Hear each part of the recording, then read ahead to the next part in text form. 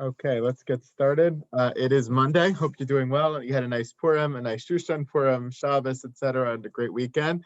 Again, Mazel Tov to all those experienced simchas over the weekend and today and over the course of this week. Sorry that you can't be there in person to celebrate, but happy for you and happy for your families as well. We're going to do a Rashi today from our Aliyah from the very beginning of the second Aliyah in Parshas Kisisa. Which is a difficult parsha and a weighty parsha, and an aliyah that is very difficult to read even now, even though it occurred thousands of years ago. But our aliyah today is the aliyah that discusses the Chet HaEgel, the famous sin of the golden calf. So I actually want to study the pasuk that is the preamble to that, the pasuk right before it, which begins our aliyah right here, Sheni, right in the middle of Perek Lamed Aleph. So just to situate ourselves and to kind of present the background that will lead up to the Rashi for today, we know that we've spent 2.5 parshios, all of Truma, Tetzaveh, and the beginning of Kisisa, just up to this point in Kisisa, the whole first Aliyah, which is a lengthy Aliyah, all speaking about the construction of the Mishkan, the command that God gives us to construct this tabernacle, this Mishkan, for him, a place for us to meet, a place for us to offer korbanos, a place for us to daven, a spiritual center for the camp of the Jewish people, which eventually transforms into the Beis HaMikdash as well in later years, and even in some modified fashion to our shuls of today.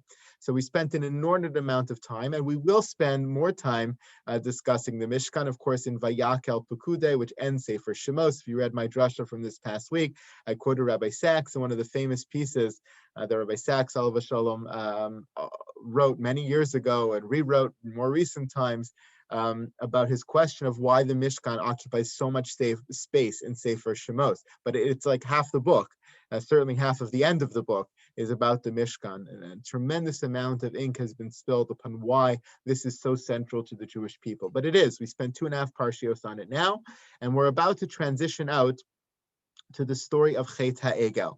But the last pasuk before that is Vayiten al Moshe gechaloso ledaber ito b'har Sinai, shnei luchos ha'edus, luchos even, ksuvim be'etzba Elokim. Moshe Rabbeinu is given the luchos ha'edus, he's given the tablets of Hashem, the luchos of the 10 Commandments, which were written by the hand of God to be brought down to the Jewish people. That's the last pasuk which ends out this whole section. The very next pasuk, if you go to the next chapter here, Vayar ha'am ki voshesh Moshe laredes min ha'ar, vayikahel ha'am al Aaron vayomer elav kumase lanu Elohim. The people see that Moshe is delayed in coming down from the mountain, and they gather upon Aaron, saying, "Build us a god."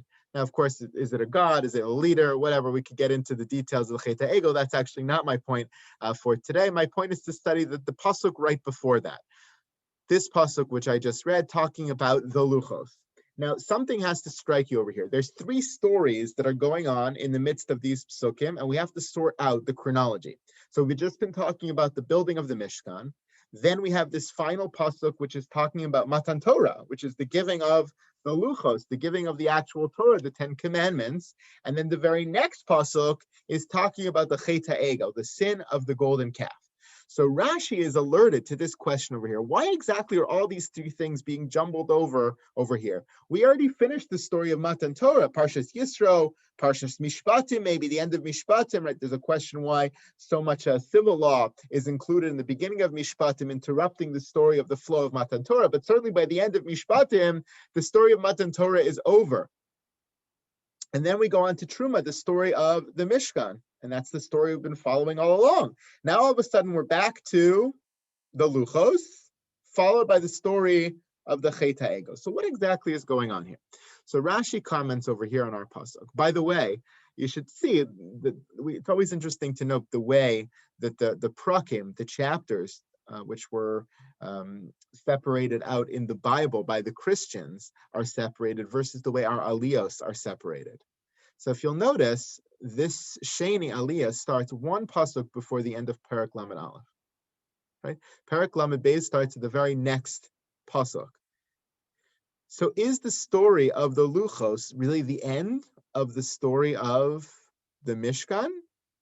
as the chapters of the Christian Bible will have you believe? Or is this the beginning of the story of the Chet HaEgel, which happens in the very next chapter of the Christian chapters, but the very first pasuk of Sheni, right? So is the split over here, Mishkan, split, Luchos? Or is it Mishkan, Luchos, split, and then Chet HaEgel? So just interesting to know that plays into our Rashi, which we're about to read. So again, this pasuk is describing the bringing of the Luchos. So Rashi says over here, Ein muktam u'mu'uchar b'Torah. I have to conclude, says Rashi, that there is no chronological order to the Torah. There's no early and late in the Torah. When we read something at a certain point in the Torah, it doesn't mean chronologically it happened there. It doesn't mean that is the timeline of when it happened. It's only the point at which the Torah chose to tell us that story. But the story might have happened earlier. And that's the case over here, says Rashi.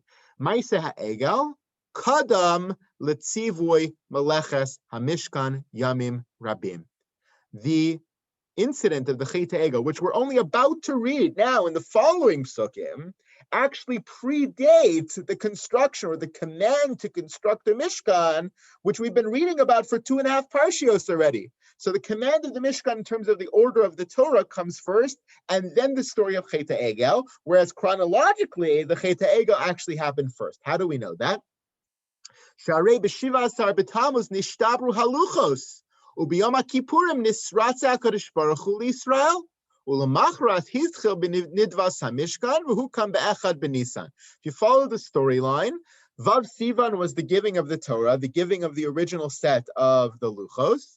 On Yud Zayin B'Tammuz, 40 days later, Shiva Asar B'Tammuz, Moshe comes down and shatters those Luchos.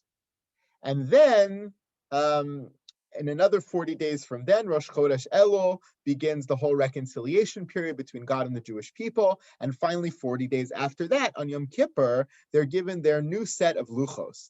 The day after Yom Kippur is when they begin in terms of the collection for the Nidvas HaMishkan, the construction of the Mishkan. So the Mishkan, according to Rashi's chronology, happens after the story of Chet HaEgel, much after Chet HaEgel. Chet HaEgel happened at the end of the first 40 days, right before Yud Zayin B'Tammuz, right before the Shviras Haluchos, the breaking of the tablets, which Moshe did in reaction to the Chet HaEgel, which he saw. Whereas the construction of the Mishkan happens, 3 months after, more than 3 months after Matan Torah. So again, just Matan Torah happens Vav Sivan. Let's say the Chet HaEgel happens 3 or 4 weeks after that, weeks. Whereas the Mishkan happens 3 months after that. So there's a large disparity in time, that whole reconciliation period, and yet the Torah would have us believe that the order is reversed. So that's Rashi's position over here, to sort out all these different topics which are coming to a head now in these 3 psukim, right? The end of the construction of the Mishkan, revisiting the Luchos, followed by the story of the Chet HaEgel. So again, according to Rashi's chronology, all of this happened first. Now we're in retrospect going back to talk about the giving of the Luchos, then the story of the Egel, which ends with the breaking of those Luchos, which is why the Torah mentions it again right now in our pasuk, which is the last pasuk here in Perek Lamed Aleph, if you understand that whole theme. The Ramban, other Mefarshim, have a very different take. They say that the order of the Torah is correct and the chronology is correct, and that the command to build the Mishkan actually predated Chet HaEgel because it wasn't a reaction to Chet HaEgel at all. It was something that God wanted the Jewish people to do, regardless of whether they would have sinned with the Chet HaEgel or not. That's a whole discussion and share for another time. I'll leave you with another question, which of course would require much more time to discuss. Is the question on Rashi is, if the chronology was different and didn't happen in this way, why does the Torah choose to tell it out of order, right? So if the chronology was such that the Chet HaEgel, the sin of the golden calf, occurred much before Parshas Truma, Tetzaveh, and the beginning of Kisisa, so why didn't the Torah tell it to us then, at the end of Mishpatim, after the giving of the Torah on Vav Sivan?